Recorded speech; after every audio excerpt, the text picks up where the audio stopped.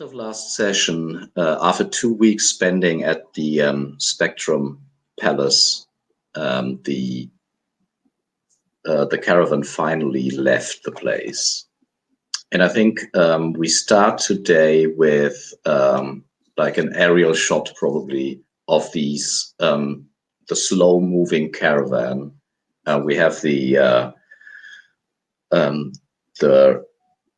bandit auto wagon, a Redlander auto wagon in the front, which is a smaller auto wagon, like a truck with a turret mounted on it.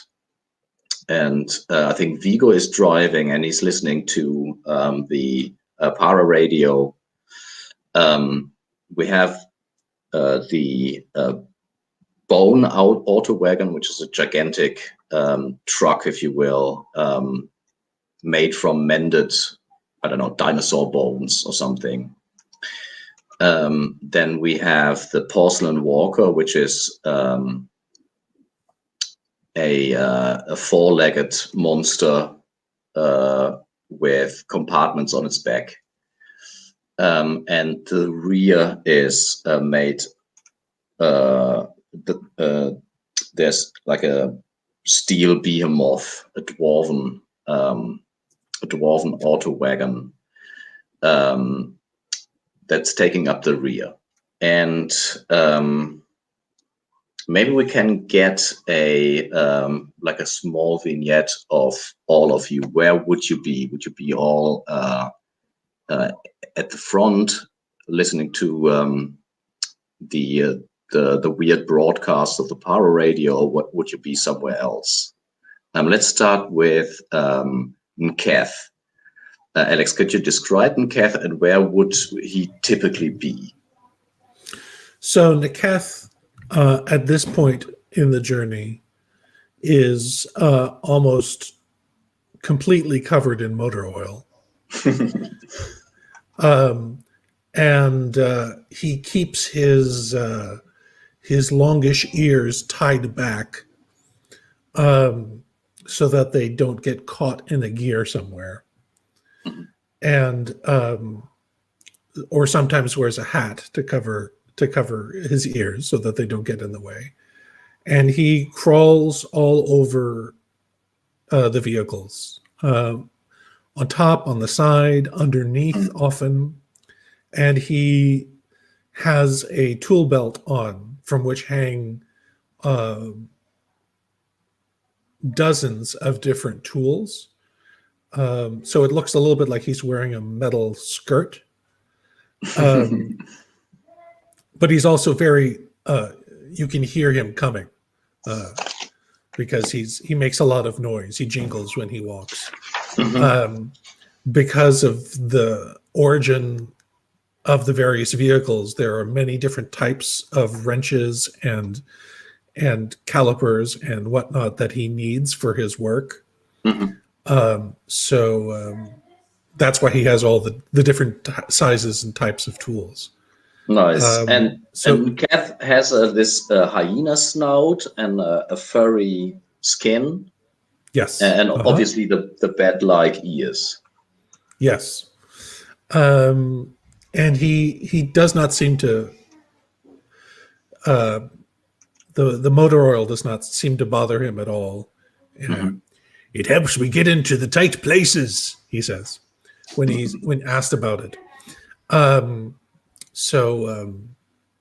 he's finding things, and he's created a hidden place for himself somewhere on one of the vehicles. Which do you think would he have picked? Probably the auto wagon. The dwarven one. Yes. The steel one, yeah. And it's gigantic. And I mean, the 7 sacks of karma dust might be in some corner of this, in the gigantic back of the auto wagon. So you have all the space in the world to have like a small workshop or something. Yeah. And that's where he keeps the tools that he doesn't need most often, but he also never throws anything away, because you never know when a small piece of equipment or a wire made from a rare metal will be needed sometime in the future for a repair or for an upgrade. So he basically go on. Is your place like completely functional? Is it more like chaotic? Is there like a personal touch to it? Oh, it's to other people it seems completely chaotic, but he has a system for organizing the tools that is kind of idiosyncratic to him. So, yeah. And Kath is also devout in a certain sense. Is there like do you have like a place of worship in your part of the auto wagon? Well, Vulcan was the mechanic, also the engineer and the mechanic. So working on machines is his form of worship, and you'll sometimes hear him mumble little phrases from the liturgy as he is tightening a bolt, or adding lubricant into a socket. Little phrases in his language. Thank you. And where would we find Kazooie most likely on any given day?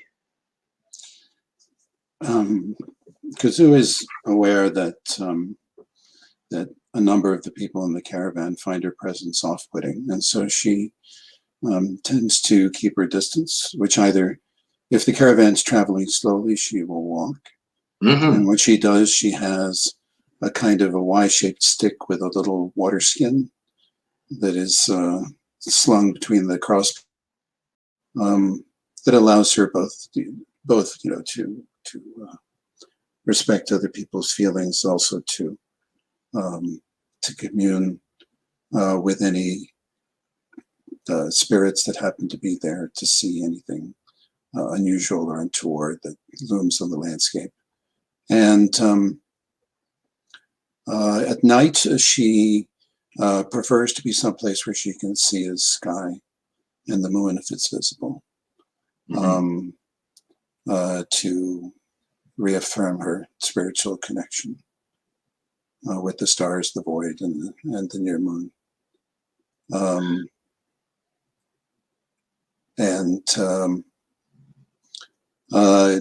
From time to time, she will be doing minor bits of augury, nothing extraordinary, just little things, usually involving something simple like geomancy. Pebbles taken from a bag and strewn over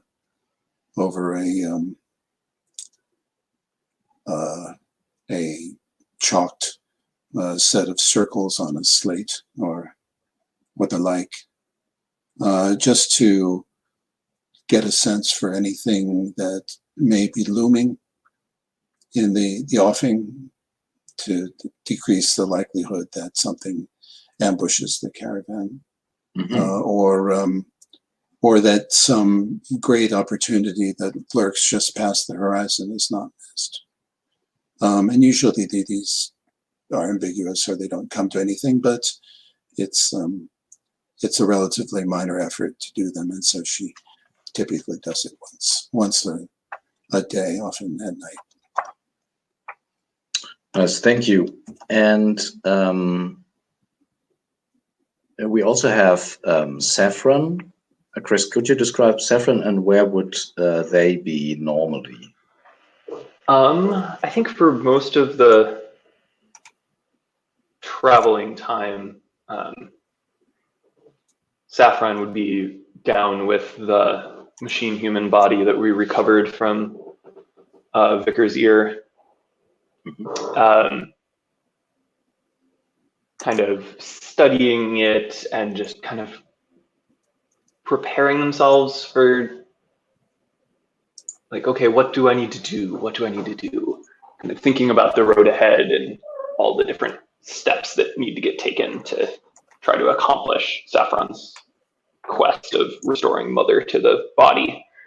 Yeah, so I think we kind of see the camera zooms in on Saffron, who is wearing these kind of oversized robes because they're in this cybernetic prairie dog body that's kind of gangly, and unless Saffron extends their arms and legs, the robes are a little too big. So you kind of see this kind of oversized cloak on this prairie dog kind of fussing around this lifeless machine body in the back of one of the vehicles. And is there like a spiritual quality to it, or is it more matter of factly? I think it has gotten more and more spiritual as time goes on. I think Saffron kind of started out this whole quest thinking that it was a very, like, pragmatic, find a body and connect these wires together and it'll all work. And I think a lot of the discussion that what Saffron learned from Satrap 75 over the last couple of weeks has shifted it a little more towards the spiritual. Thank you. And last but not least, the oldest, well, longest serving member of the caravan. How does Nida look like, and where would she be? I'm wrapped up in my typical weathered yellow cloak, probably a shock of black hair kind of waving in the wind as we move. But normally I'm in the cab of the truck with Vigo listening to the radio and occasionally passing smokables back and forth. But I think today Ajax is just curled up in the shotgun seat. And I'm actually on top of the walker, cleaning my weapons, making sure that they're ready to go. And it's a relatively good overwatch position. I mean, it's the tallest point in the caravan. I've got that sniper rifle, but it looks pretty calm today. And probably Austin's is with you because it is the tallest point on the caravan. Yeah. I mean, we're hooked in. We've got ropes around our waists and, we're not in danger of falling off. And even if we do somehow happen to slide off, we've got, basically catches to stop us from falling completely off. We can just clamber on up, or if for some reason the walker starts to fall over, we can bail if we need to. It's not like we aren't used to things like that. And so the caravan is really slow, so slow, in fact, that Kazooie can easily walk next to the vehicles. So we're engaging a little bit with the mechanics now. At every step in the journey, a journey is always a week. And there are two things that happen: a misfortune and an encounter. And I would like you, to set the scene, you're traveling, you're still in the area of the Spectrum Palace. There are these relatively regular hills. Most of the day, there's this purple haze, the ultraviolet radiation that blocks out the sun. So most of the journey you will travel in this eerie twilight, only illuminated by the aurora over the Spectrum Palace that slowly disappear on the horizon. During the evening, there's mists that crawl from crevices in the landscapes, and it is relatively hilly. And I would like to Nida Puckett, could you make a D20 roll and add or subtract your charisma modifier? Has Alex gotten to make one of these rolls yet? Yeah, I think. Oh, that is actually a good point. Alex, would you do the honors? Sure. What do you need me to do? Sorry. It's a D20, and you just want to roll high, actually, and so you add your charisma modifier. Okay, I have a negative charisma modifier, so so that would be a 3 or a 2 even. Oh wow. So over the trail, there is a flickering of light, and Kazooie, how do you especially know that it is an entropic field? And the entropic fields are fields of instability, and there are certain entities, spiritual entities, that are drawn to the energies that are given off of them.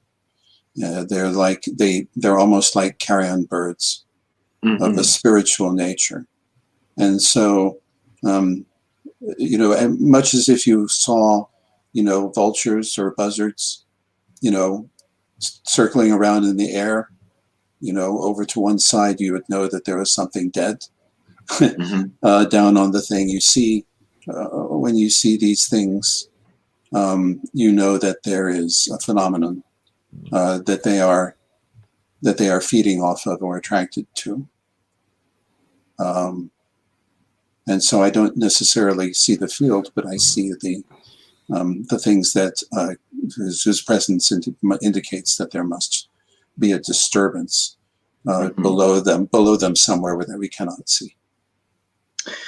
And so I would like to, Alex, could you roll a D4, and that is the number of items that age, which is kind of funny because you have an unaging holy symbol.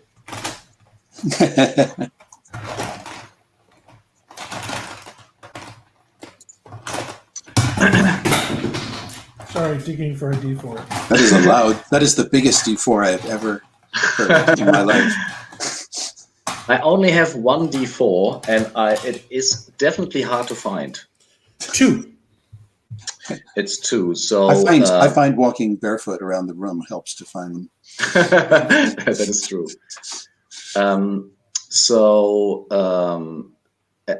Alex, could you describe? So you see before your eyes how your warhammer and your shield ages dramatically, and with dramatically, I'm talking about a millennium or something. Oh. It's not rendered useless. It's just the appearance changes. How does the warhammer change? Rust. Rust eats into it like crazy, making a big hole on the side, and the shield also is covered in rust and a strange patina. Do you have any kind of iconography on your shield, a symbol or something? No. He doesn't. He's not much for symbols. So. Okay, cool. Thank you. And So at one stage of your travel, after maybe 4 or 5 days, you can already see how the hills around you get lower and lower. And before you, there is a wide, slightly depressing, I might say, plain. The plain is covered in this pale, glowing grass. And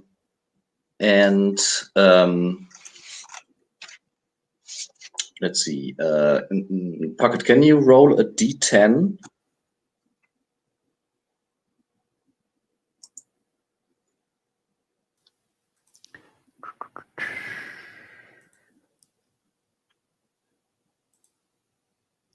It's a 5.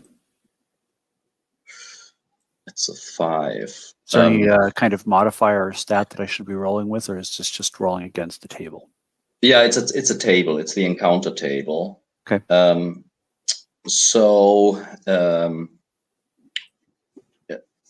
When you settle down for a rest, what do you guys think? How does it look like? Is it like literally a wagon? What is it called? Like a circling the wagon with a campfire in the middle? I think we try to make sure we have guns. Like, we have 2 turrets on 2 of the trucks. So I think we try to make sure we've got at least 1 turret pointing in each direction. But with the walker, we kind of have a big open space there. So maybe we put the walker in the center of the trucks and kind of hunker underneath it, so we have some kind of shelter above us as well. Mm-hmm. And obviously you have Bounty, the animatronic bear, and also like a basic walking suit, more or less, that guard the caravan when you camp. And let's have maybe a small scene. It is dark. There are the fast stars whizzing over the sky. Just the campfire under the Porcelain Walker. And what do you think is the atmosphere like? Is it somber? Is everybody for themselves? Is it more cheerful and people are telling stories?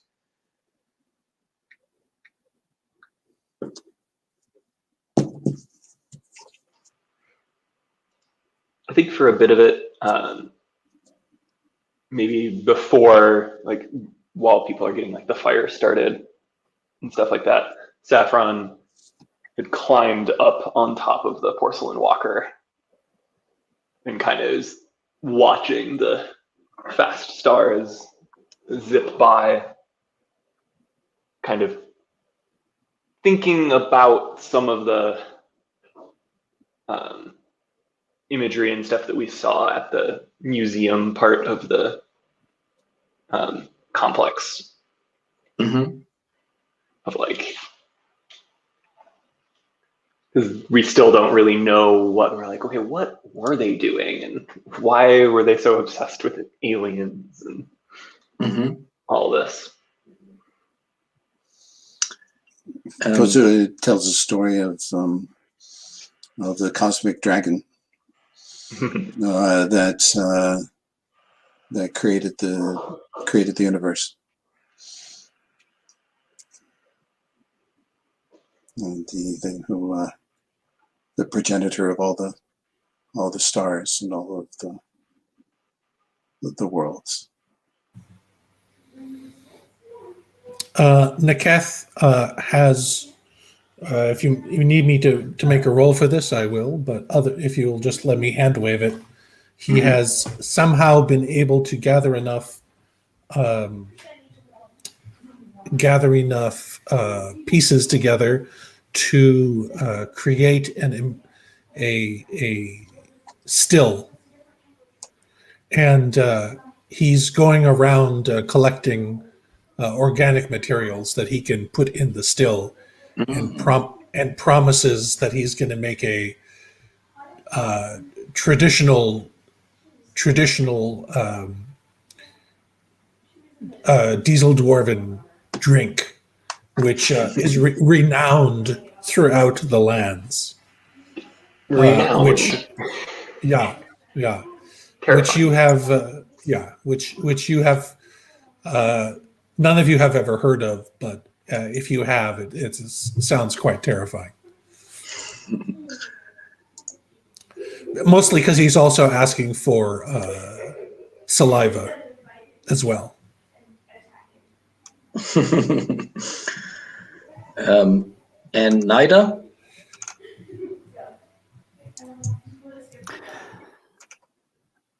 I think I'm just probably sitting near Vigo. If he passes the smokable, take a hit off of it. But otherwise, I've got an instrument. It's just this little kind of mouth harp harmonica thing. And, I'm just playing what sounds like a jaunty little tune that you could actually kind of dance to if you wanted to. Mm-hmm.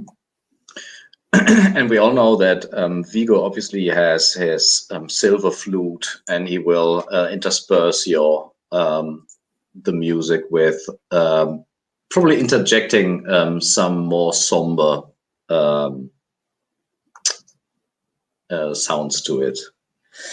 And in any case, one of these nights, you hear the what sounds like laughing, but it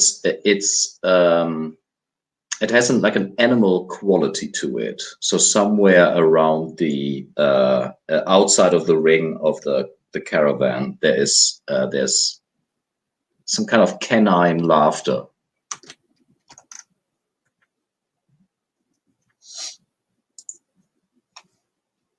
Like a hyena? It could be a hyena, but it's on the other hand, it sounds more human than a hyena. Nakath's ears perk up. Does he recognize the sound? Make an intelligence check.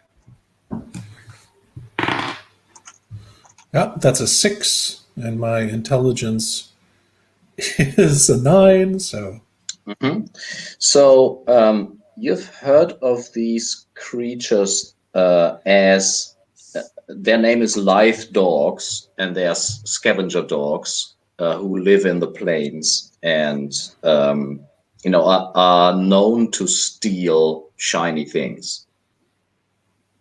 I'll bark out a challenge to them, something that my people do to scare trespassers away and let them know that there are people on guard here. Mm-hmm. So excuse me, I didn't get that. What did you do to scare them away? It's an alertness call or bark. Mm-hmm.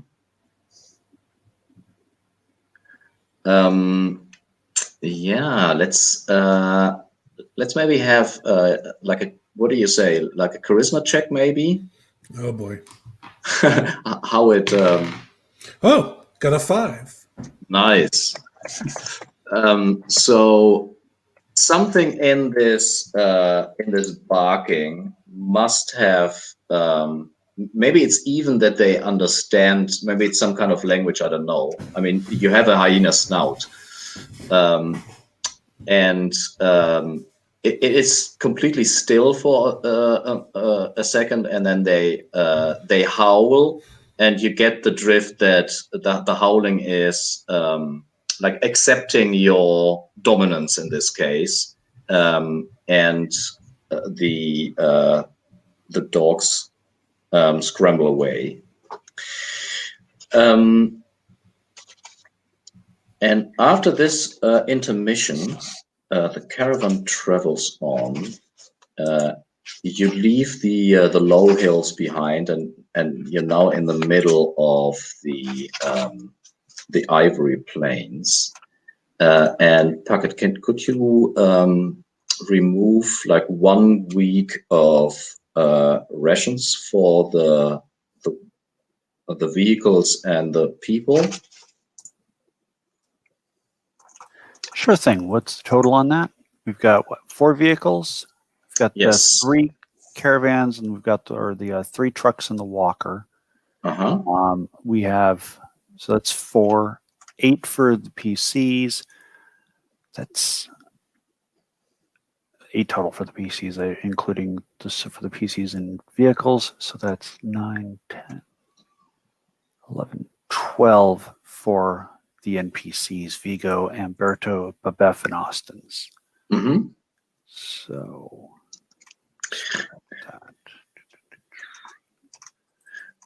and at the end of every week, we haven't really seen that, but obviously your hirelings want to get paid.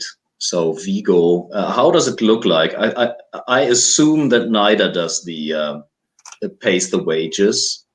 Do they line up and you have like a small table, or do you go around and pat them on the back? A table seems awfully formal, and Yeah. considering that some of them just kind of signed on, and some actually expect to get paid. Like, does Austin's expect to get paid? I don't think it makes sense. I mean, you pick them up at the near moon, but To solve the whole 3 sticks disappearing caravans thing. We helped the dude solve a mystery. Yeah, and given that you are part of the same organization, I don't think that he expect to be paid. He wouldn't, he wouldn't reject the money, obviously, but I mean, we keep him in ammo and food. It's like if he sees something pretty, he doesn't have to look at it too long. But what about Babef? Or did she just come along for fun? No. Babef expects payment, Cash. as does Umberto, and of course he does. Umberto's the best. And Vigo joined up with us way the hell back then. So I mean, I think in Vigo's case, he's probably gotten a pay raise, just because of all the crap he's been through with us. It does not, however, say how much on the helpers list they get paid. I think it was. They all signed up for different rates, as far as I remember. I think. I think if we average it for as 10 per week, I think that is okay. I think Vigo gets 7, and you paid Umberto like double 20 or something. So. Alrighty, I'm just going to call it 50 and not worry about it. Nice. Takes us to 178 there. Okay, caravan maintenance done. Nice. And so do you go around and just, is it more like nonchalantly slip them the money, or is it more like a formal thing at the end of the week? This is the payout. I think honestly, I don't stand on formality much. But I go around, I give them their money. In Umberto's case, this time around, I kind of hunkered down where he's sitting, and I kind of clap him on the shoulder and pay him and say, "Remember, you owe us. You could have stayed back there as a cultist, just missing out on all the fun here." And Umberto smiles and says, "Man, I remember half of what happened back there, but I'm really, really glad I got away from these weirdos." Right? I mean, you wanted to go see stuff. You didn't want to just be stuck in one place.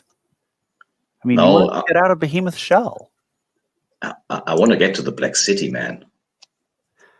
Well, we're working on it. Just be patient. We'll get there eventually. And so maybe for the sake of Alex, there's Austin's. Austin's has this suit of false limbs and a sniper rifle. There's Babeth, who is an aging wrestler. And then there's obviously the bearded Umberto, who is back into his old uniform, which looks like a parade uniform. So the Ivory Plains, you can see under a like a gray sky, this wide, deep, trackless plain. So there's no trail to really follow. Great herds of grazing beasts, and occasionally you can see that predators make their way across the plain. How big are these beasts? They can be they can be like dinosaur sized, or they can be bull sized. It depends. Okay, more direct question. How many rations can we get if we take one of them down? A lot. If you hunt them, so hunting would is like you settle down at the Ivory Plains for a week.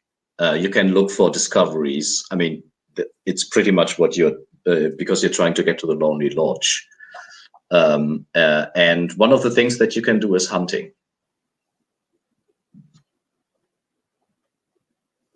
There are ivory antlered elephantine beasts.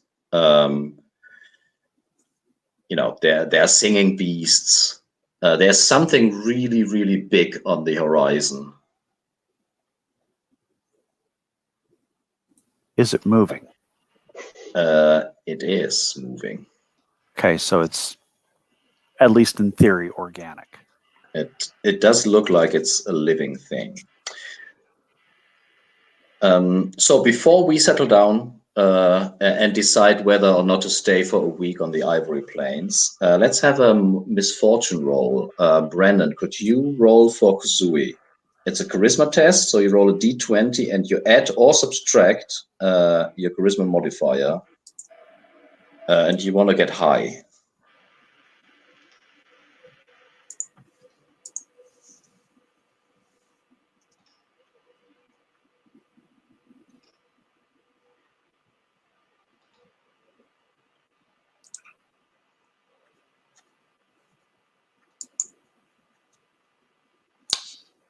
So the charisma modifier for 15 is +2.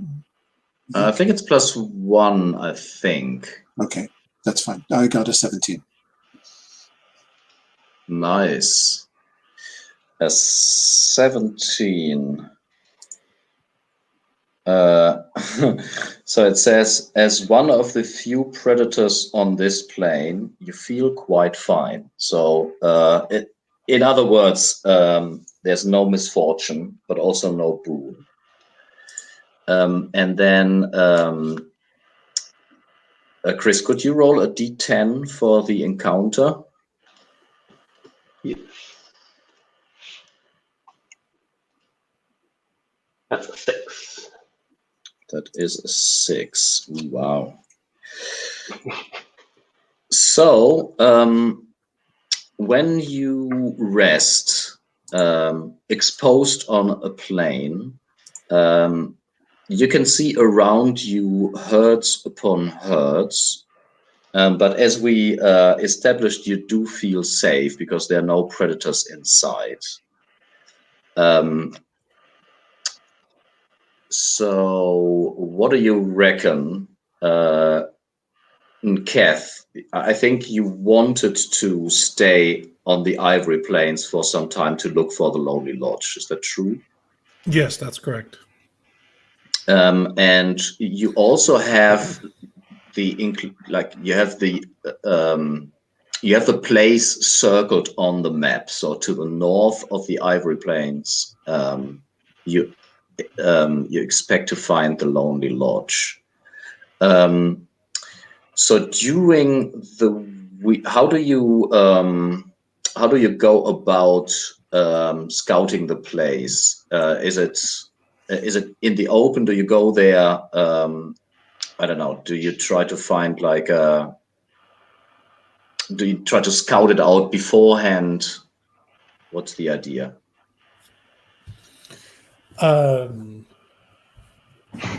We don't have any kind of scout vehicles in our caravan, do we? Well, the Redlander truck is fast and relatively small, so it has been used to scout out points of interest.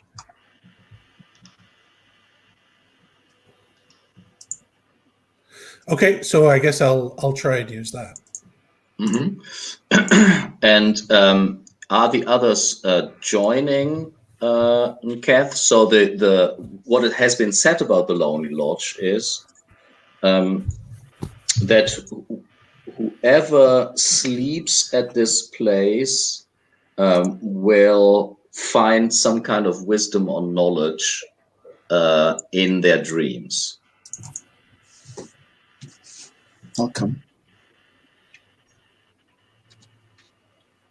So Kazooie and Kath, neither do you stay with the rest of the caravan or do you join them? I'm going to stay with the rest of the caravan and try to hunt something. Get us Nice. some more food. And Saffron? I think I'm gonna stay with Nida. I think I'm intrigued by the idea of hunting big game. Mm-hmm.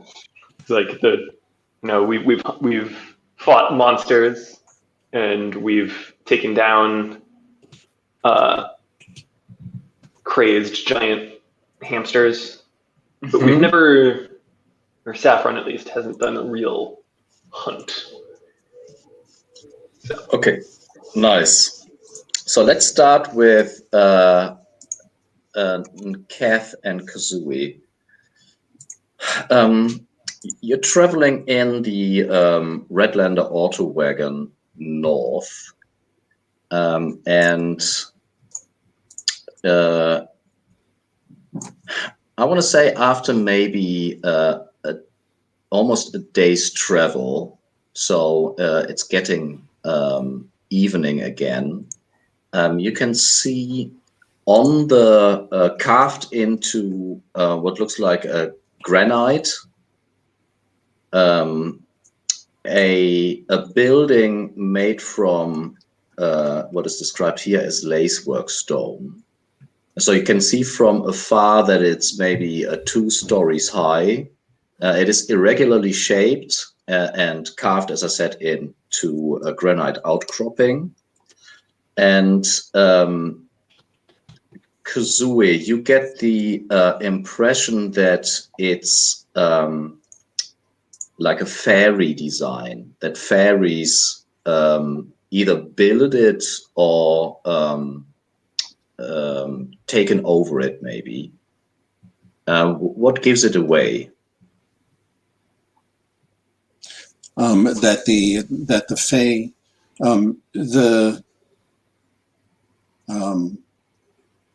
the Fae have there's a wild aspect to anything that they make or adapt to their use.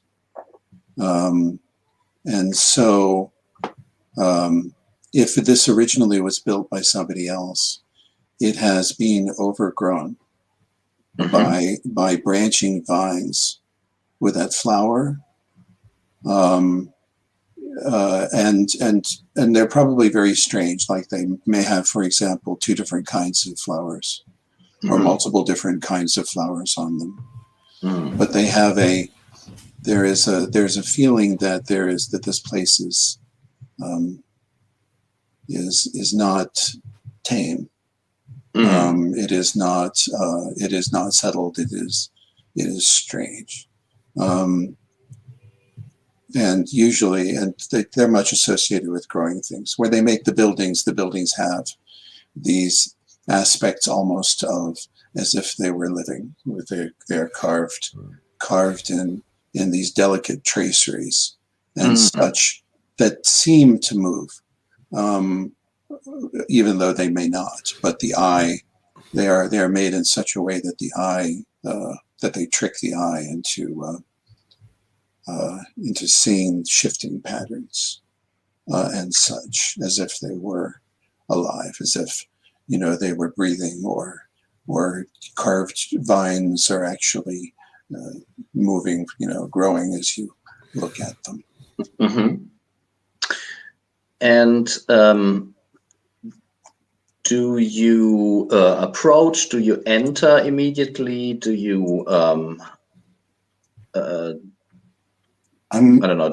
I'm going to do a propitiatory rite before we go in, just in case, which involves leaving out a small bit of food. I mean, ideally, it would be milk, but that doesn't transport very well in a caravan, unless you have animals that give it. But some other simple food in a bowl, in a marked circle, with some.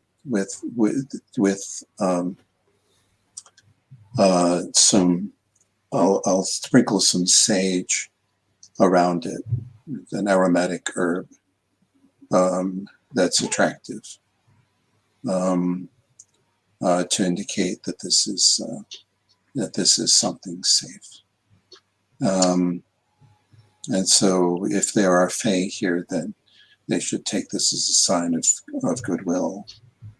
Not that we are interlopers looking to despoil anything, but that we are here on an innocent errand. How doesn't Kath react to it? I mean, he's more like a literal-minded person. Kath is very confused by what Kazooie is doing. He doesn't understand what this is all about, and he gets out and straps on his shield and his hammer, which he has repaired somewhat, and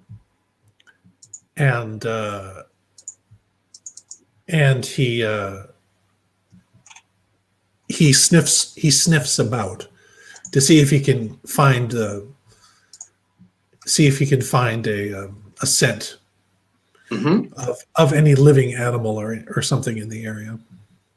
So without rolling, you can smell that the lodge is frequented by local, like by wild beasts. Okay. But you to get anything more than that, you would have to roll. Okay. It's wisdom or? Yeah, I think it's a wisdom roll. Okay. And I think you have. I have the tracker or the diesel dwarf. Yeah, exactly. Yeah. So that gives me a bonus, or that gives me. Sorry, I forget how it works. It's in white hack terms, it's a double positive roll. So you roll twice and take the better result. So advantage. I know. But Whitehack invented it, so. It did? Yeah. Okay, and I'm trying to get under once again, and I did not do well. I got a 13, and my wisdom is 8. So, you're pretty sure that the smell is so faint that there's no beast inside. But you couldn't tell what kind of beast they are. Kazooie, animal inside. I guess we'd better be careful then. Is it something large, do you think?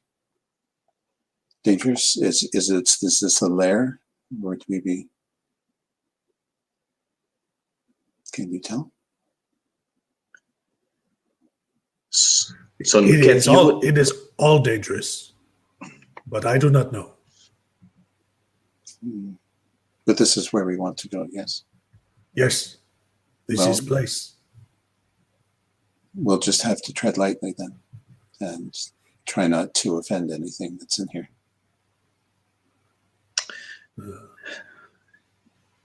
I will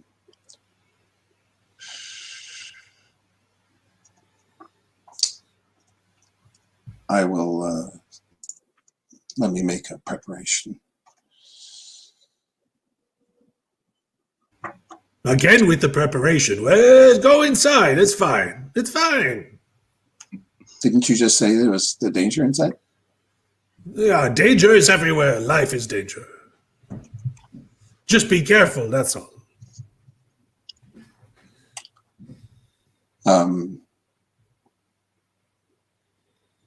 All right.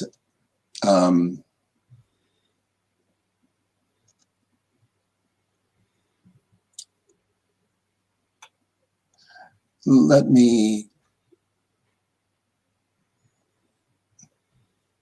Very well. Please. All right. So you two go inside. There's like a tall, improbably tall opening where once a door had been. All the windows, all the doors are missing, and on the ground floor, everything is bedecked with mosses. And there's water dripping from the ceiling, and which fills pools and what looks like a fountain. The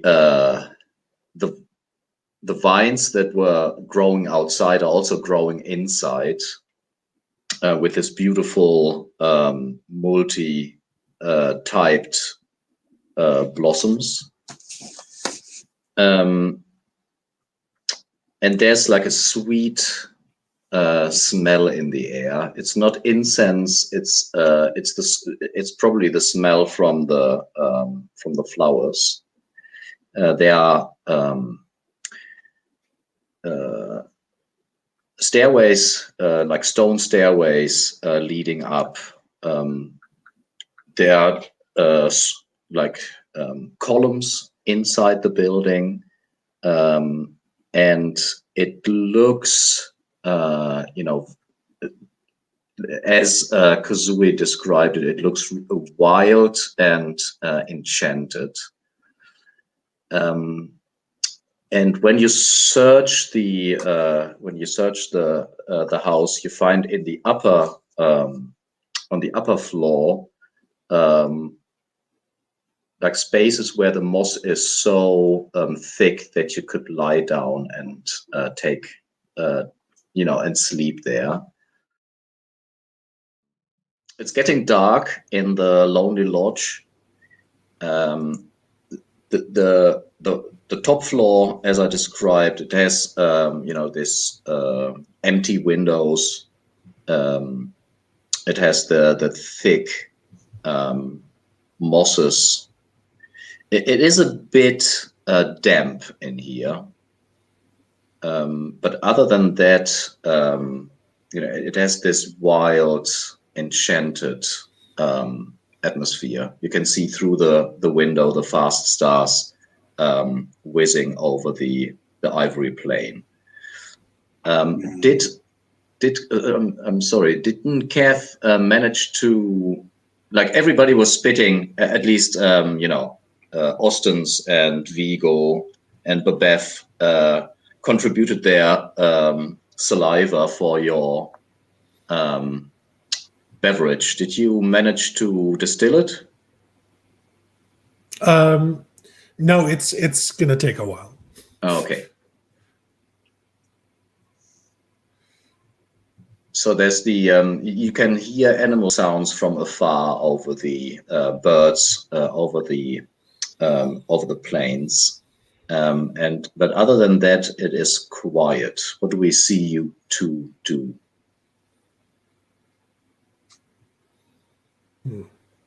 We move in, yes. Yes. And I'll make some tea. And we see Kazooie and Kath sitting in this emptied out building with strange, the moon and the stars cast strange shadows onto the floor. And the smell of Kazooie's tea fills the room. And do you sit in silence? Do you get ready to sleep? Is one sleeping and the other waking? Have we explored the whole area? Because if I think there's an animal around somewhere, I'm going to make sure that we're not sleeping next to its den. Mm-hmm. So the smell was faint enough for you to assume that it is not the den of an animal, but it is like multifaceted enough to assume that there are somehow different beasts come and go. But you search the house and you haven't found an animal. Okay. I guess it's all right then here. I'd be happy to stay awake while you sleep and vice versa.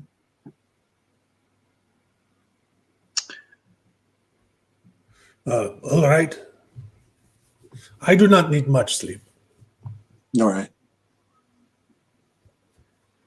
And so Kath lies down on the moss bed. Yes. And sleep comes to you almost immediately. It's as if it's almost as if you lose consciousness. And Kazooie, you sense a very, very powerful ultra approaching. What are the first signs? An aura. The shadows start to change. Sorry, what's an ultra? An ultra is a ghost. Yes. So the shadows change. They get. You can see that the parts of the room disappear in the shadow, and the shadow itself seems to lead into almost a different world. Also, the shadows that you see cannot be cast by the stars or the moon. It is as if there are like hundreds of candles or other light sources that you can't see, but you can see their shadows. And you hear a voice. I need to look up a word, or you explain to me, what does garrulous mean? Talkative. Talkative? Yeah, talkative. Yes. Yeah. Oh, garrulous. So you hear a kind voice in your head before anything else appears, and it says, "I haven't seen one of your kind in a very long time. Are you guarding this fool?" No, it's left as an offering to any entity who might appreciate it, to show that our intentions are peaceful. Are you looking for wisdom? Yes, we are. Are you ready to pay the price? A reasonable price, yes. Am I still asleep at this point? Yes, you're asleep. You're asleep, and Kath, you in your dreams, you are on the Ivory Plains, and everything is completely silence, and the stars, like you can feel the earth moving. So it's almost disorienting how fast the ground moves. or is it the heavens that move? You don't know.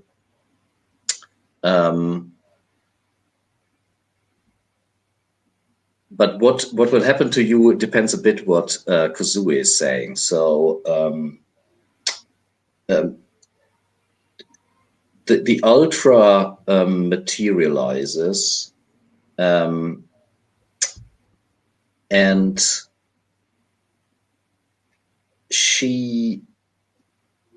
you have experienced an Ultra before, Kazooie, Soba. And Soba is a powerful ghost, but this new creature, this new Ultra, is an Ultra of many professions, of many talents, and seems to be even more powerful than Soba. How does that manifest when you first get a glimpse of her? How does the fact that she has multiple talents manifest? Yes.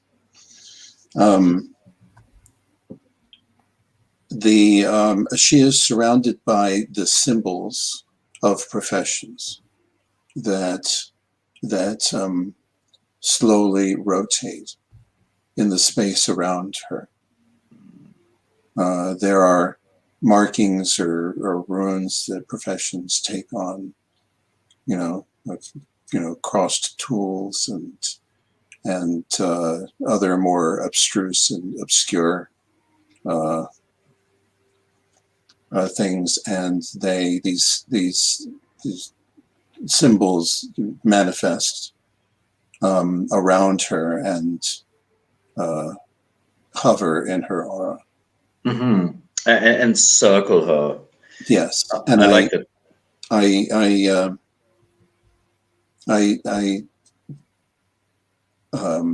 touch my forehead to the moss briefly, and I say, "Greetings, Radiant One, and thank you for your presence." And she glows and says, I think for the first time in a long time, I might find somebody willing to take me to the Black City.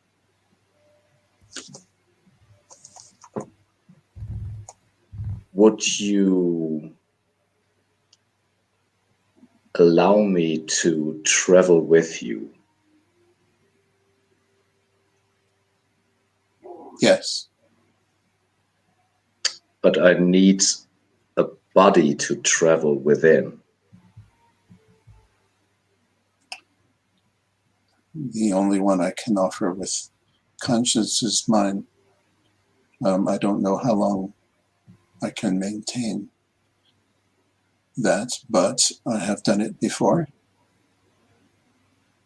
And it is as... Oh, go on. And so I am willing to try. And it is as if she's sniffing, and she says, "Ah, oh, I can sense her. You have been blessed before." I have. And in your dream, Kath, what would be like a wizard in your culture, a wizard or a wise person?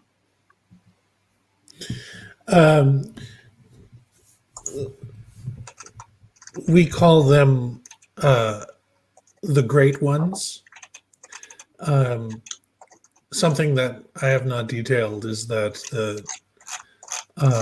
especially as they get older, the diesel dwarves have the ability to consume huge amounts of things. Mm-hmm. And they just get bigger and bigger and bigger and bigger. They just don't stop growing these enormous bellies to the point where they have to be carried around or moved around by other diesel dwarves. Mm-hmm. And they kind of become the memory of the diesel dwarves themselves. Nice. And are brought, offerings and things like that. They're not worshipped. They're just They're the elders, but they're become these enormous creatures with these tiny little heads on top. But they're very knowledgeable. So that is my association of wizard. How would they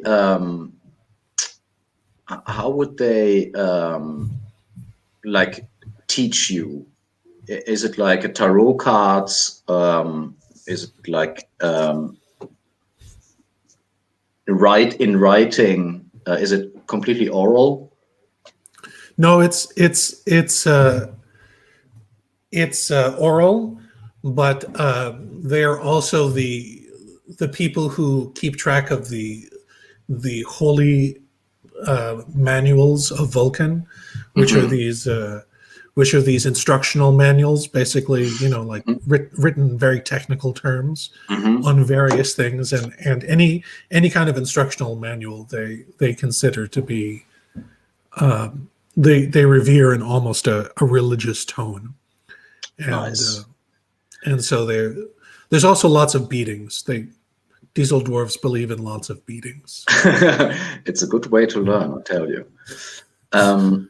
So you wake up on this plane, and the earth under your feet seem to rotate like crazily quickly, and out of the dark around you, a massive figure materializes, carried by 4 turtles, and it's, I don't know, maybe it is gigantic in size, and is clad in the traditional garb of the Great Ones, and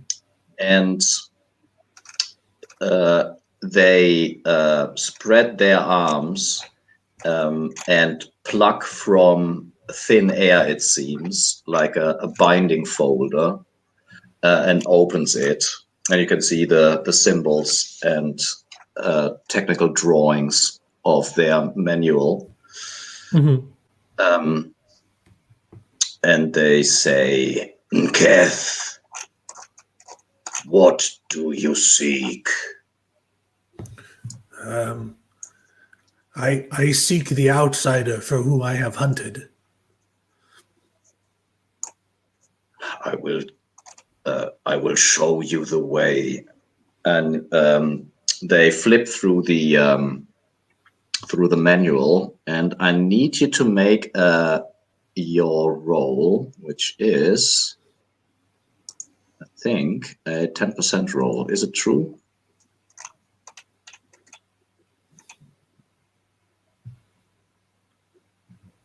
And that would indicate, yeah, it is. It is. It is under your columns. It's 10% per location. So the 10% would mean that the vial is near, and if you roll over 10%, then the old one will point you towards the right direction. So this is just a percentile roll? Yes, it is. And I have to get under 10%? Yeah. Okay. Pretty low. Oh!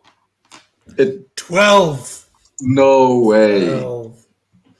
Yes, So, way, unfortunately. So the old one says, the vial is close, but not here. You need to travel west towards the Black City.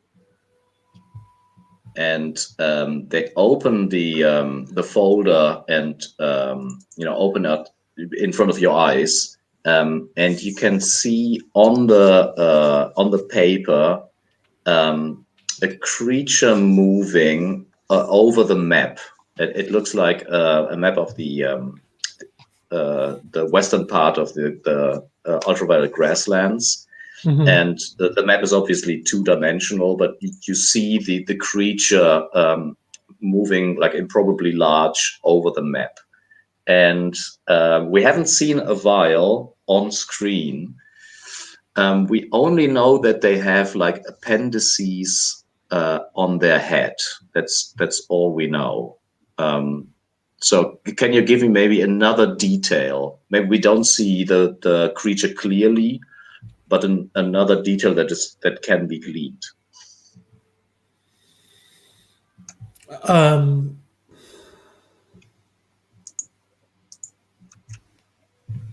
They have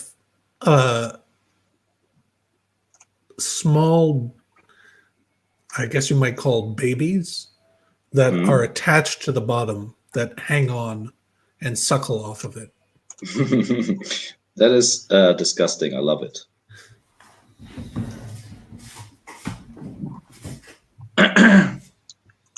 And when the dream slowly fades, you have the I don't know, somehow the great old one and their wisdom, I don't know, gave you like this warm, homely feeling from that you get when you're part of your community. Very nice. And when Kath, so Kazooie, you can see Kath's eyes flickering. You have agreed to Zama Zivani, Eater of Dreamers. That's her title. I will type it in chat. Zama Zivani, Eater of Dreamers, to take her to the Black City. And when you see Kath's eyes flickering open, she slowly. Well, so how does it manifest that she disappears into you?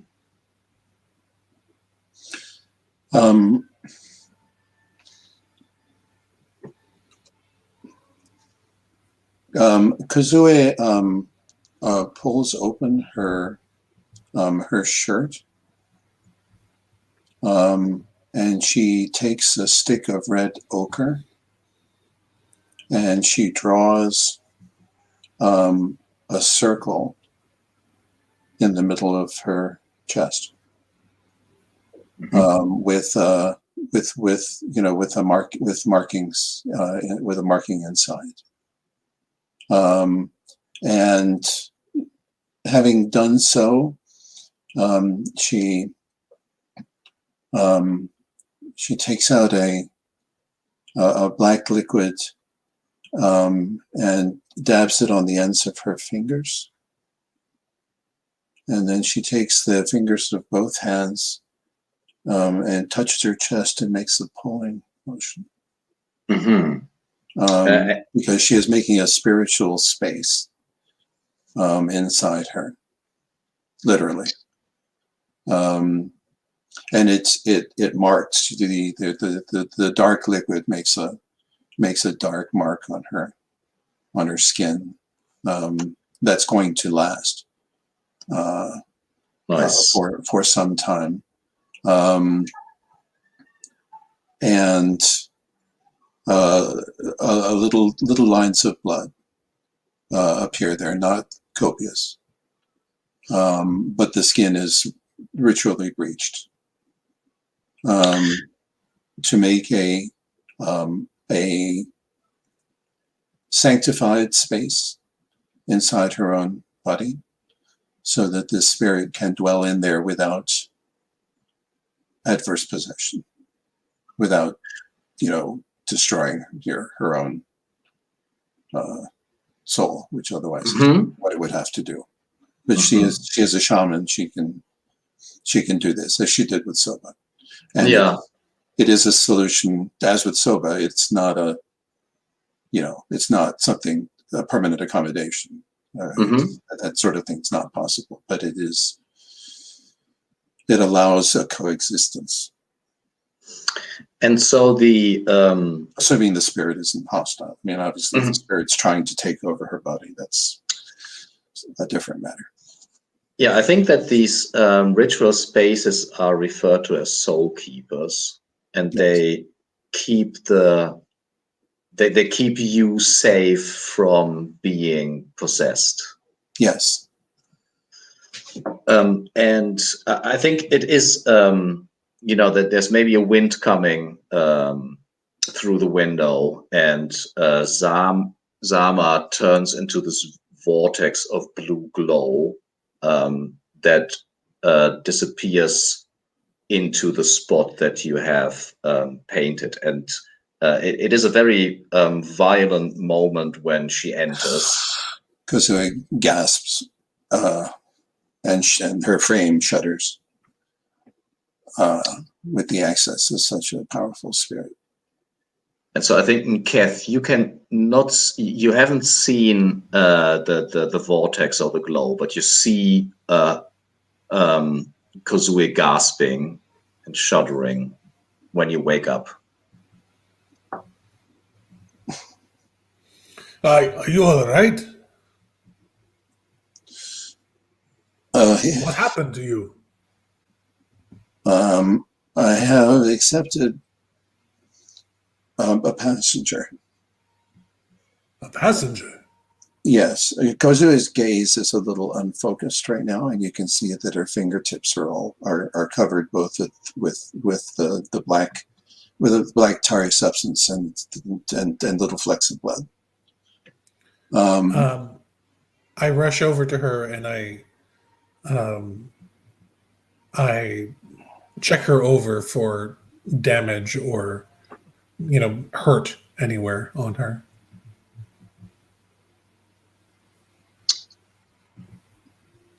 I mean, Kazooie is obviously shaken, but otherwise seems to be healthy or unharmed, let's say.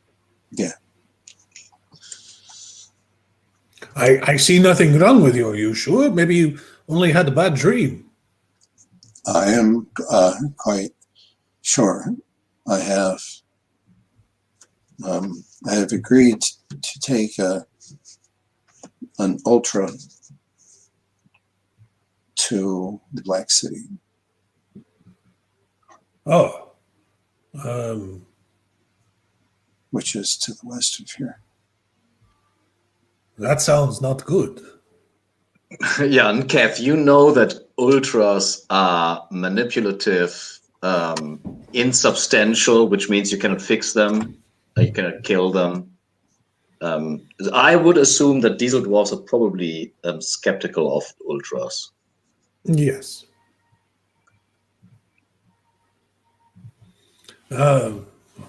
You sure this is a good idea? The access of wisdom is not generally without risk. And the spirit has agreed to give wisdom in exchange for this service. Just make sure you get good exchange rate. Well, it is what it is. Okay.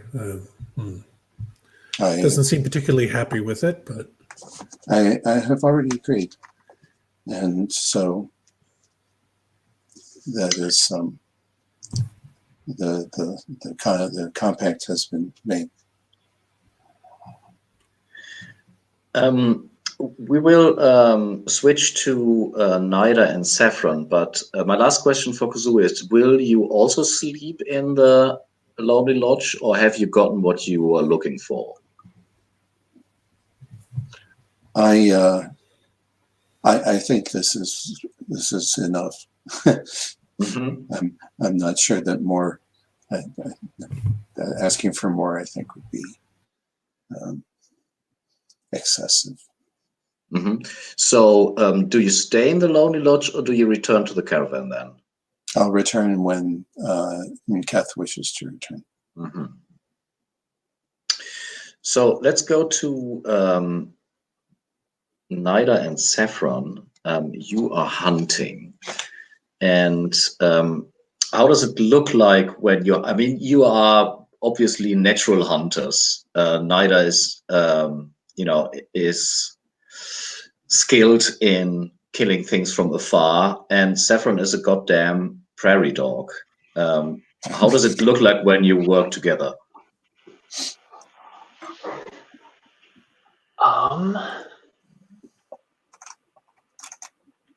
I'm picturing something like Saffron gliding around on their kite to lead like we pick one out from the herd or something, and Saffron like zooms over to like distract it and pull it from the herd. I love the image of Saffron hanging from the furry kite. Mm-hmm. Give me one, if you will, one like animal type element that this animal has. So it will be a mixture between 3 types, one from you, one from Puckett, and one from me.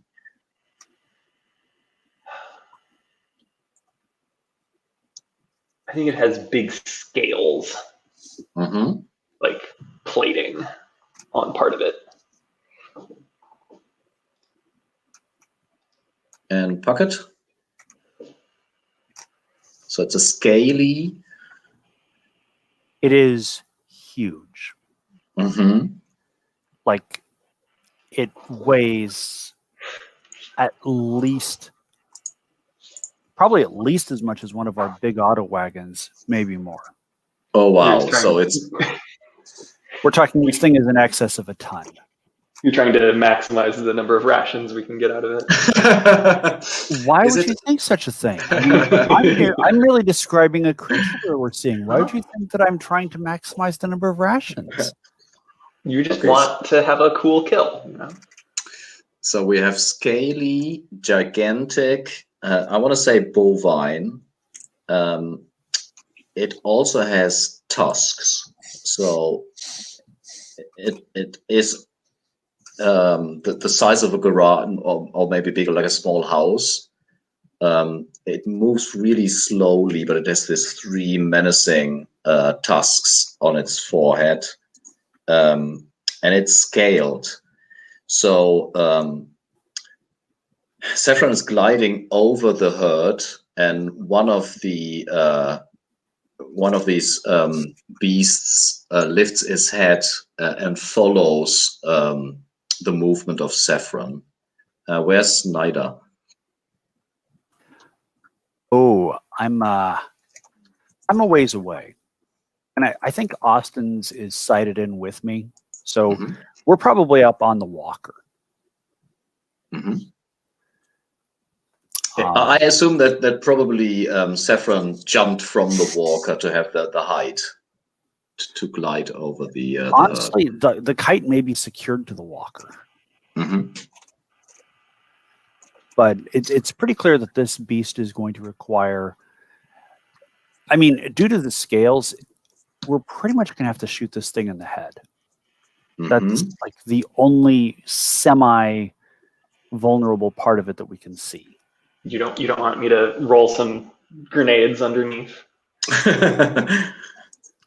I think this would take a few too many grenades, and not only that, but I have a sneaking suspicion that would affect the number of rations that we could get from it. I mean, if you're picking out bone fragments from usable meat when you're chewing on it, that's not good. So we see 2 things happening while, and this is the result of the encounter roll, by the way. While Saffron is gliding over the herd, and this, and we see the head of this bovine beast lifting, we hear a terrifying scream from several voices. I need to roll a. What is it? Okay. How many are there? D6. So it's a 4. 4 creatures that are described as terror birds. 2 of them are following Saffron while they are gliding. And the other 2 are zooming in on Austin's and Nida. And let's see, how do they look like? A flock of terror birds, tyrannical. So I imagine that they have this razor sharp talons. They probably look like I don't know, like a Tyrannosaurus. No, they're not flying. Probably bat-like. Yeah, that is probably what I mean. Terror birds like forest rockus? Well, you tell me how they would look like. Well, forest rockus are huge flightless birds. You know, they're 12 foot tall, and yeah, I mean, fast and vicious, from what people can glean from their physiology. But did you say flightless? Yes. They're enormous ground predators.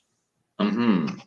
But that doesn't mean that they have to be this in this world. That's just that's what the prehistoric ones are in Earth. So I take the 12 foot tall and I add the flying ability. Let's roll initiative. Nada, would you roll a d6, please? Oh, why not? And also, since we have these birds suddenly joining us, I want Umberto and Babeth in the turrets. Nice. That's a 5. That is a 5, and I rolled a 4. So suck it, terror birds. So we act first. Nida, what do you do?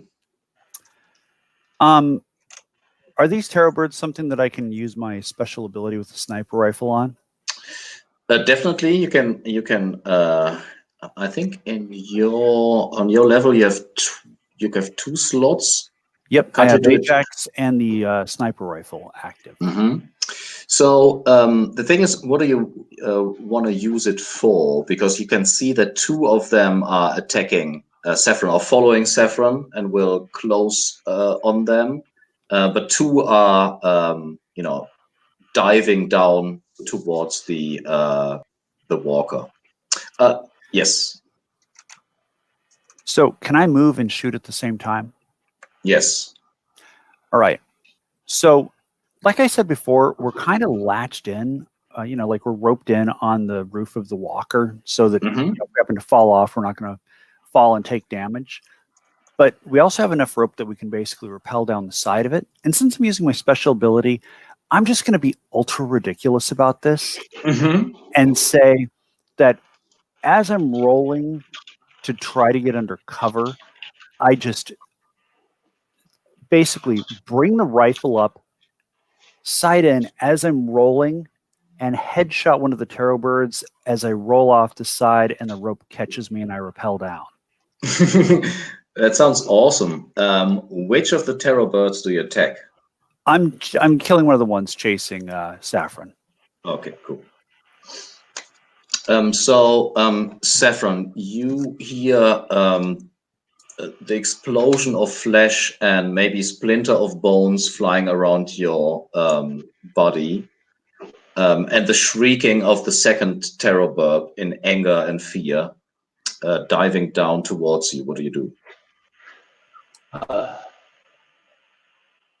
Probably smells pretty delicious. So there's the second one chasing after me. Yes, the first one falling. Yeah, at this point, I'm doing mostly defensive maneuvers, I think, as like my primary goal. But I think I'm also like shooting bursts of lasers out just as like get away from me rather than particularly trying to hit it.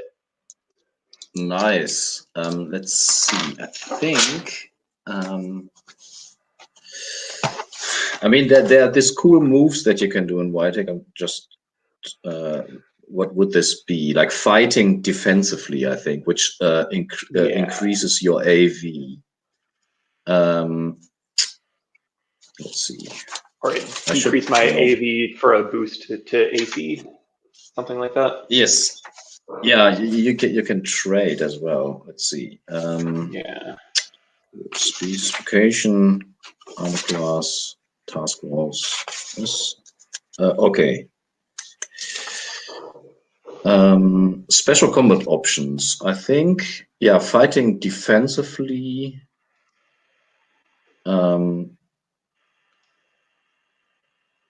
Protect, but that's not what you do. You don't protect somebody else. Yeah. Yeah, I think it's probably what you're describing as fighting defensively, which is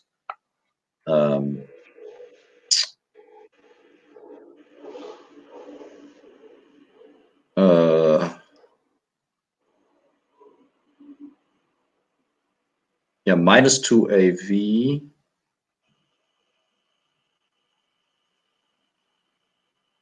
But you increase your AC.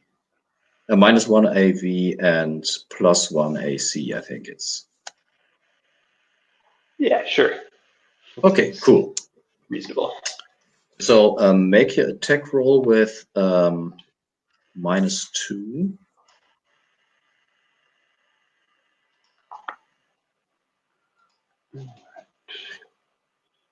Okay, that's a 12, which then doesn't knock below my AV. But if I read it correctly, now your AC is increased also by 2. Yeah. Okay, so we see Saffron's laser eyes lighting up, and you can see that the laser rays would cut through the bird if it wouldn't evade. But while evading it, it obviously loses its momentum because it was going straight at Saffron. And I want to roll for the BEF on the turret, which is like the lasers mounted on the front of the Porcelain Walker. That or one of the Gatling turrets we have. Well, the Gatling turrets would be on the truck. Oh, did you take both vehicles? Well, so we have one of the turrets because the other one's on the Redlander truck. Yeah. So, but yeah, so we have one turret on one of the trucks, and we have the turret in the Walker. Mm-hmm. And honestly, I trust Babef with the turret in the Walker more than I trust Umberto with it. Well, let's see. Beth is level 4, which gives her 14 and a roll of 12. So she hits, and that bird has a lot of HP, 10, 15, 21. But obviously, the laser turrets do shitloads of damage. I just used the one for the truck, I think, which is 2d12. Jeez. So we can see the the lights on the front of the Walker flashing, and that is an 8, and that is a 1. So 9 damage. We all saw the numerous Star Wars films, so that is pretty much how it looks like. That the head of the Porcelain Walker follows the movement of the terror bird,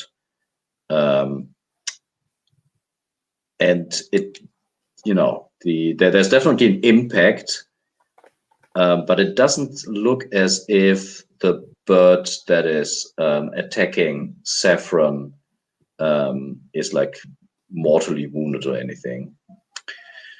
And so Umberto shoots the turret. Umberto hits. Nice. We can see his small face. We can hear him actually laughing over the sound of the turret. He's in in battle rage. Who's the And best? he hits. Wow. 12. Wow. Umberto, 12 and 11. He actually kills the bird that is attacking Saffron. Who's And the the creature explodes in guts and blood. So Nida and Austin's. Nida, you're hanging from one of the ropes, I think. Yeah, While I actually rappelled down to the ground. yeah, you repelled down to the ground, and I think the terror bird is sweeping under the Porcelain Walker and tries to bite you while like passing you. Rude. Very rude. And did Austin's get his turn to shoot? Yes, he did 9 damage to one of them. Like he's in the walker and Babeth is in the truck. So the terror bird hits. So wait, Umberto shot and Austin's and Babeth. Oh no. Austin's didn't shoot. That is true. So I think Austin's probably shot at the one that attacking him. So I will roll for him first. That is a 7, so he hits. That is 3 damage. That's my okay. I'm just and going then to yell there's at him and say, "Come on, Austin's! I killed one while falling from a goddamn walker. You weren't even moving." and Austin shouts back, the fucking bird is eating me. And so now you're attacked with a 7 as well. So which is above your AC and under their attack value. And this will be 4 damage. Okay, is there any way to reduce that or avoid that? It is not. Okay. So it would be reduced by your AV, so to speak. So your AV makes it less likely to be hit. And then what does my armor class do with this? Yeah, so your armor class squeezes, if you will, the range that the bird can hit you. Okay. Because it has to roll over your AC.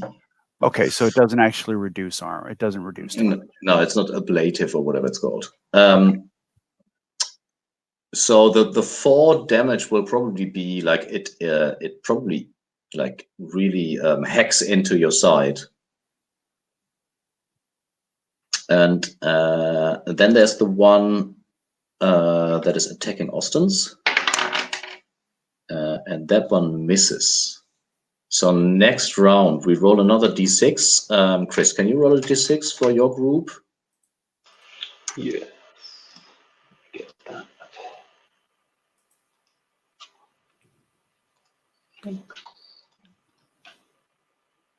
Is a 4. And I rolled a 6, so the birds attack first. Saffron, the one that has the 2 that has attacked you, they are gone. So I assume that you will probably glide, I don't know, towards the walker, or what is your plan? Yeah, at this point, I'd be gliding back towards the walker. We've kind of successfully steered one of these creatures, and with birds in the air, I don't want to also be in the air. I'm better off on stable ground. And you can see that the one that attacks Austin's is like flapping its wings, and it is towering over Austin's, hacking with its beak, while the one that passed Nida turns around in a very tight circle and tries to hack at you again while passing you, Nida. And so you could also, neither, if you will, fight defensively or offensively. And I want to say that your sniper rifle could be useful when the bird passes you. So after it passed you, you can probably shoot it in the back or something. Otherwise, you have I think you have some kind of Morning Star. Like a stab. Actually, if you're okay with it, Mm-hmm. as I'm sliding down, I'd like to grab my Satrap Radiant gun. Oh, you're changing weapons. Yeah, you can. Let's see. Is that?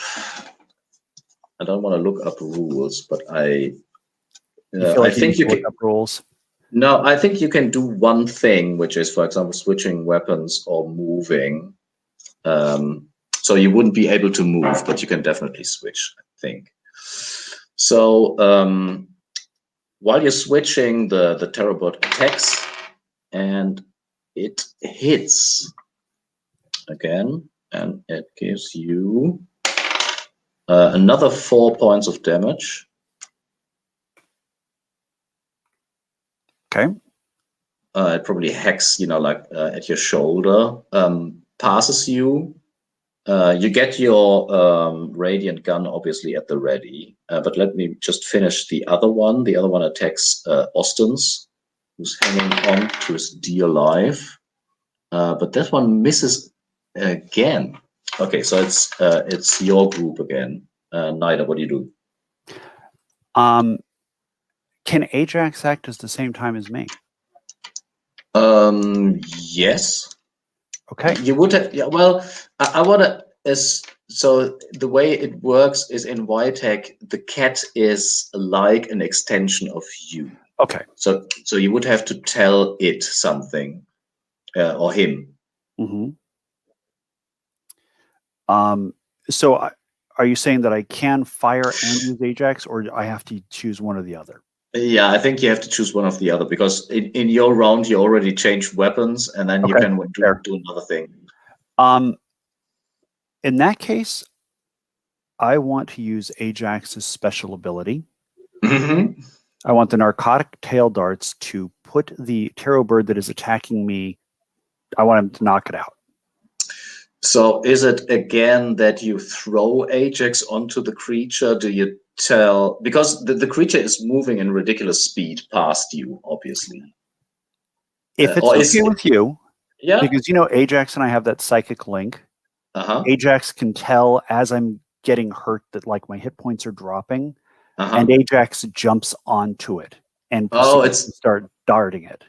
Yeah, cool. I assume that Ajax was probably on the prismatic walker, the porcelain walker with you, and while you dropped, he stayed up, but can now drop onto the bird. So, are you cool with with that?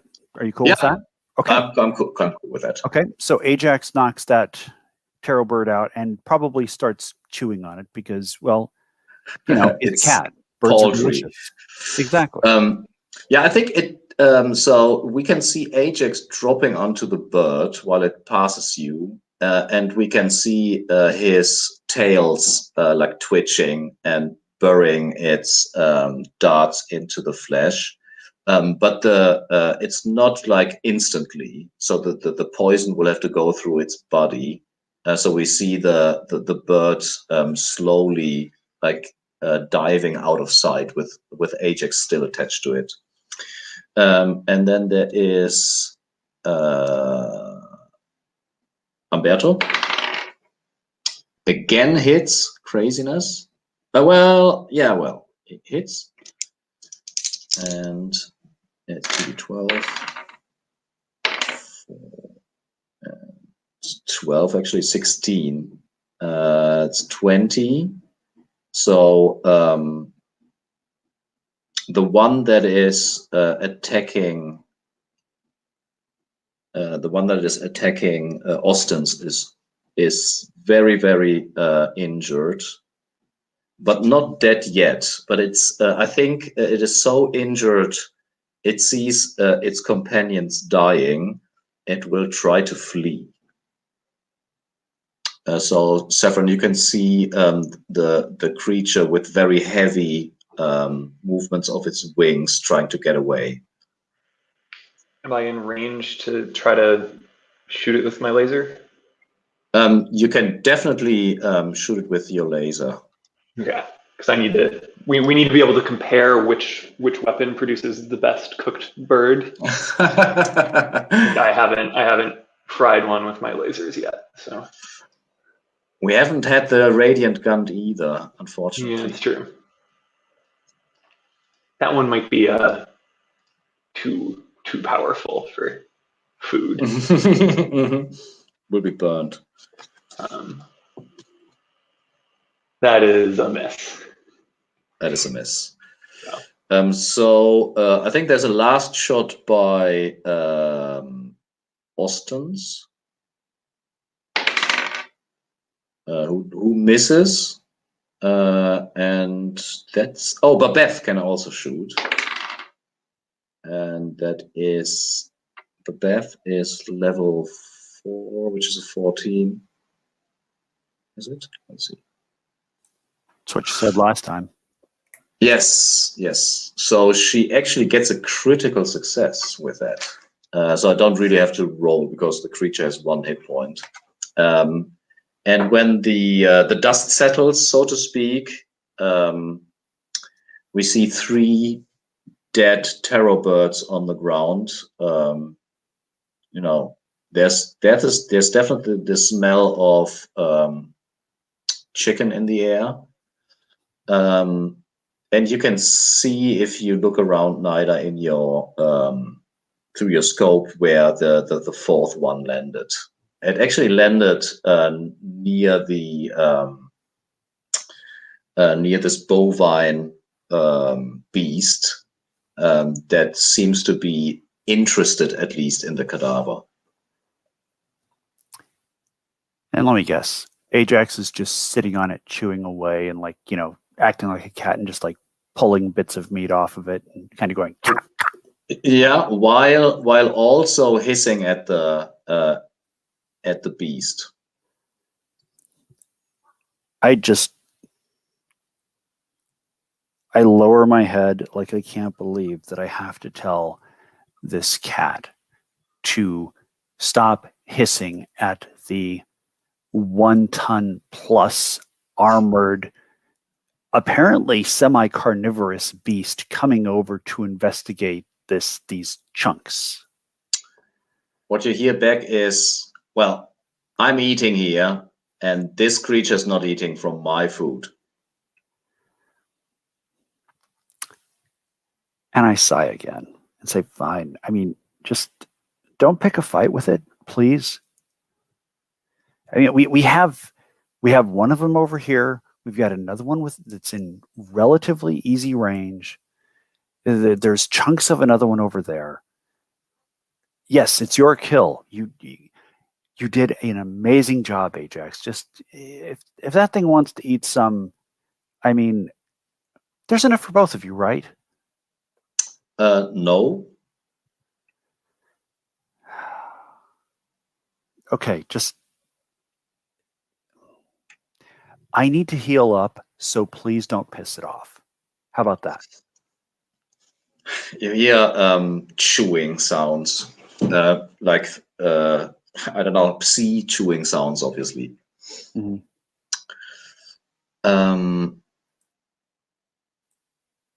But yeah, I'm gonna patch up and use one of the UV healing lotions, and then go sort through these things and figure out what we can do for rations from them, and if there's any kind of noteworthy loot. Mm-hmm. So I want to say, I mean, they're 12 feet tall. Let's say it's, I'm going to roll 46 rations. 8, 10. It's 10 rations. You also get... Per or total? A total. Okay. And you also get, let's say, I mean, what would it be? The beaks? It's a question for Kath. So there's some kind of valuable, it could be some kind of ivory, or chitinous stuff, what can they harvest from it, from the birds? Okay. So Well, the chitin can be probably used for something like armor or something of the sort. yeah, so maybe they have like chitinous wings, and let's say it's 5 sacks of let's call it is it called chitin or chitin? I never know. Chitin. So we have chitin caps is one of the goods that you can compare it with. Okay. And you said we have 5 sacks of that from harvesting them? From harvesting from the birds. Okay. And then do we get anything from like claws or? Yeah, I think that is like included in the 5. Like okay. it's like an abstracted okay. measurement. All right. So when we all come back to the caravan, obviously the Porcelain Walker heavily laden with the meats and other spoils of the terror birds. I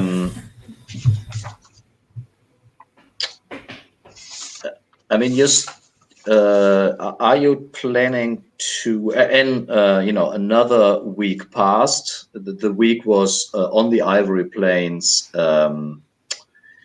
hunting and finding the lodge. So that would mean neither you would have to remove rations again.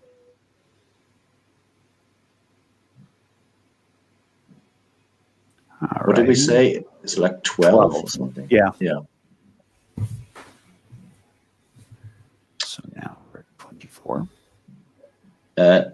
We almost broke even. Mm-hmm. And let's do. I mean, we have still 20 minutes. Shall we do the second leg of the journey through the Ivory Plains? Should be able to. Mm-hmm. Yeah.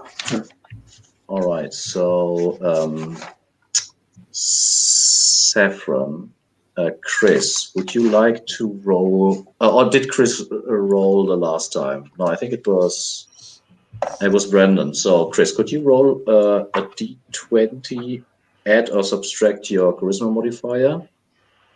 Sure. That's 8 minus 1, 7. 7. Let's see. On the wrong page. Iron Road, Ivory Plain, 7. Fingers crossed. Oh wow. Oh cool. Interesting. So I read what it says. Force lensing effects bathes you in a wave of UV radiation. So somehow the ultraviolet radiation is lensed. So what do you think? What does it like? What it says? Force lensing. Is it like a force field at some places on the plane? Yeah, or it's like the air is really weird over parts of the plane where like maybe there's something about the grass here where it will like ultra condense some of the air into these pockets of force that kind of focus and refract the UV from above. Yeah, I like it because we also know that the ivory grass is glowing palely, so maybe it reflects the light.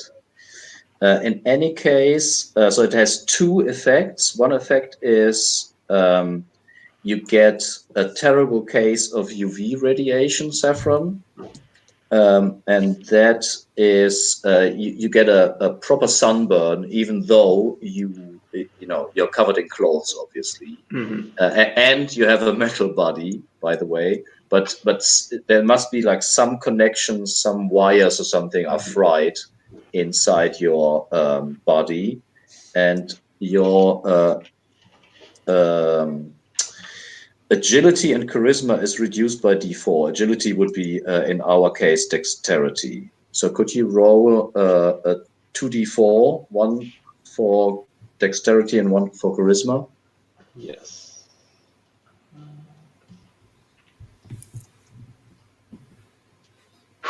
That's a 4 and a 4. Nice. Jesus, man. Dexterity and charisma, you said? Yeah, so how? So obviously, I can only assume that your face got sunburned because that is, the charisma part. How does it? Yeah, how does it like? What do we see that makes you less charismatic? So how does the burns manifest? I think my fur falls out. Like chunks, like it's like, it's patchy. You're like grabbing at it and it's like falling out, and it's like, oh, this is really uncomfortable. All right.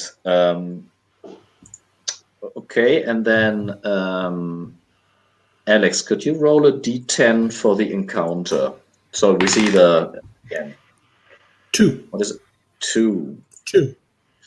Ooh.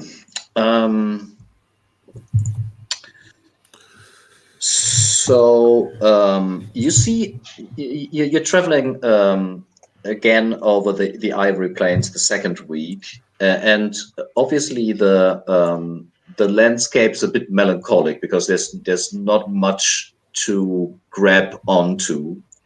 It's just this plain, this endless horizon, if you will. Obviously, you see these herds of beasts, and at the end of the second week, you're almost nearing the end of the plain. You hear like a singing of hundreds of voices. And the singing, again, you remember the laughing dogs. So this singing comes from the herd itself. It's not the bovine that we have seen before. They must be a bit smaller, and it's, as I said, hundreds of them, and they're moving into one direction. And it's this gigantic thing you have seen before, but now you're much closer, and you can see that it is still ways away, but these singing beasts, they are approaching it, and it is really weird because it looks like whenever two of these beasts touch, they seem to stick together, and so the closer the herd, this singing herd, gets to the giant on the horizon, the more amorphous it gets. What do you do? Do you watch this phenomenon? Do you follow them? Do you ignore it?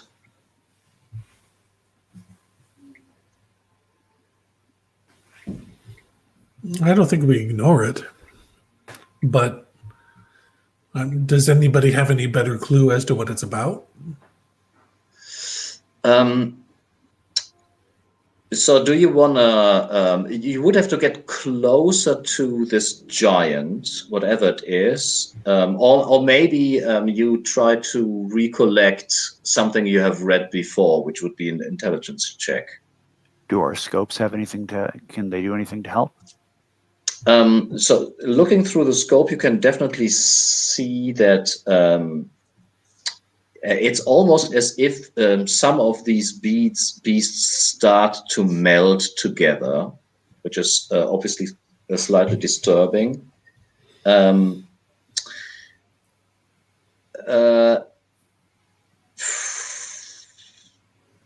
From the giant, you can only make out that it seems to have some kind of, on its topmost end, it seems to have some kind of reflection, something glittering there. Okay. When you say giant, can we tell whether it's humanoid or whether it's a beast or? I mean, it's towering. It's like a skyscraper, I would say. I'm not good in feet, but let's say it's 100 feet or higher. Yeah. So again, is it humanoid? Is it a beast? Are we looking at a really long neck? It is roughly humanoid, I would say. Okay.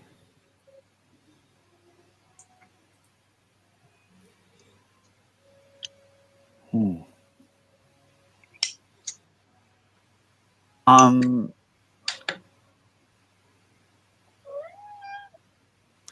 I make Kitty?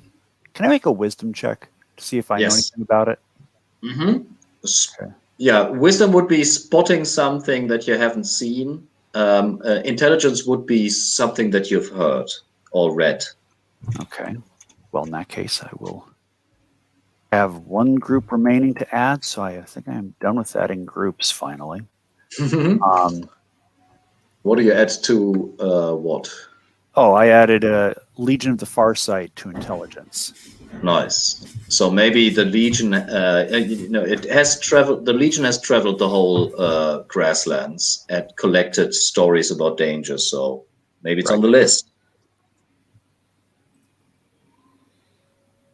That's a 3. Wow.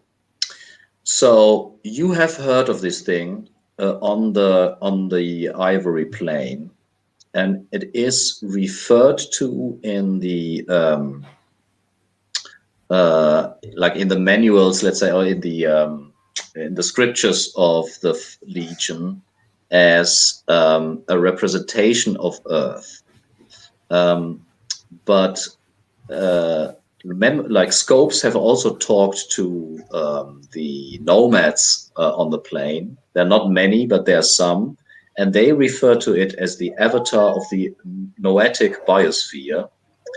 And it is, hello Kitty, and it is like a shape-shifting representation of the spirit of the land itself. Okay. Was there anything in the in any of the Legion records about it being hostile? There are no records of it like attacking travelers. There are, interviews, let's say, or you have heard from the nomads that it is revered by the animals and the nomads of the plain. Okay. Interesting. So, how far away is the herd from this humanoid entity? Yeah, it's getting closer and closer. I would say it will reach the giant in the next half hour. I kind of just want to stop and watch what's happening. Mm-hmm. I mean, this feels interesting. And it's only a half an hour out of travel time. I mean, how does everybody else feel about this? You could write a good report to send back. Yeah, I do need to get to that at some point. Yes. I mean, does anybody else find this curious? Absolutely. Yeah, from a safe distance. Yeah. I mean, we are. Yes, but there is a vial that needs killing. It will still need killing in half an hour. Maybe. Yes. You must admit, my logic is flawless. If it doesn't need to be killed in half an hour, that means it's no longer your problem, correct? Yes. But if this thing kills us now, then I cannot kill it. Well, that's why we're staying at this distance. That's supposedly this thing doesn't attack travelers, and we're at a pretty decent range from it. So, so you're not getting closer. I think I'm just literally watching through my scope. You know, I mean, passing it around if anybody wants to get a closer look. Yeah, Austin's will do the same. Yeah, I'm actually detaching the scope from the rifle. I'll just put it back on in later because I want to make sure that nobody accidentally pulls the trigger by me handing my rifle over. So what's happening is, Kazooie, you would I think understand what's happening. It looks as if the herd is self-sacrificing to the avatar. Whether it needs the spirit, the life energy, or the flesh itself, I don't know if you know, but this has like a self-sacrificing ritual written all over it. I mentioned this to everyone. Fascinating. And maybe this is the last shot that we see. The herd at this point has been melted into almost like an organic soup that the giant scoops up